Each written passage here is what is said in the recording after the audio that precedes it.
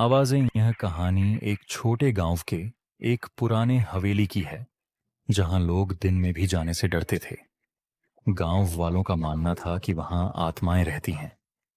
शुरुआत रीमा, जो एक पत्रकार थी, उस गांव में एक लेख लिखने के लिए आई थी। उसे इन भूत प्रेत की कहानियों पर यकीन नहीं था। उसने तय किया कि वह उस हवेली में रात बिताकर सच का पता लगाएगी। गांव वालों ने बहुत मना किया, लेकिन रीमा हंसती रही। भूत वूत कुछ नहीं होता, ये सब कहानियां हैं, बस डर फैलाने के लिए।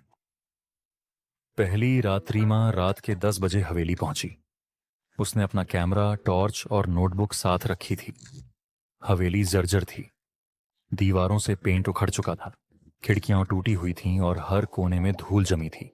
जैसे ही रीमा ने दरवाजा खोला, एक ठंडी हवा का झोंका उसके चेहरे से टकराया। हवा है, उसने खुद से कहा, और अंदर चली गई। रात के 12 बजे उसने अजीब सी आवाजें सुनी, जैसे कोई धीरे धीरे चल रहा हो। उसने टॉर्च जलाई, लेकिन वहां कोई नहीं था। फिर आवाज आई, जैसे किसी ने धीरे से उसका नाम पुकारा, रीमा। उसकी सांसें तेज हो गईं, लेकिन उसने खुद को समझाया, ये मेरा वहम है, मैं डरी नहीं हूं। कुछ गलत है। जैसे जैसे समय बीतता गया, हवेली और डरावनी लगने लगी।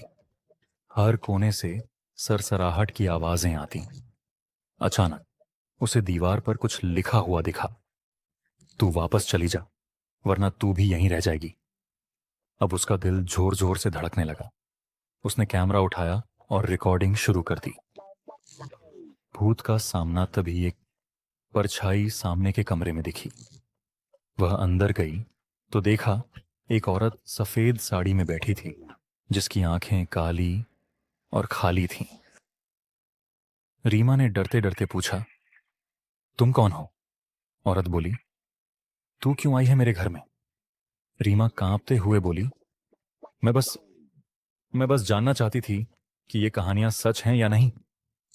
औरत चीखी, अब तू भी कहानी बन जाएगी।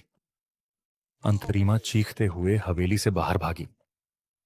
अगली सुबह गांव वालों को हवेली के बाहर रीमा की नोटबुक और कैमरा मिला, लेकिन रीमा कभी नहीं मिली। कैमरे की रिकॉर्डिंग में आखिरी आवाज थी, अब एक और आत्मा हमारे साथ है।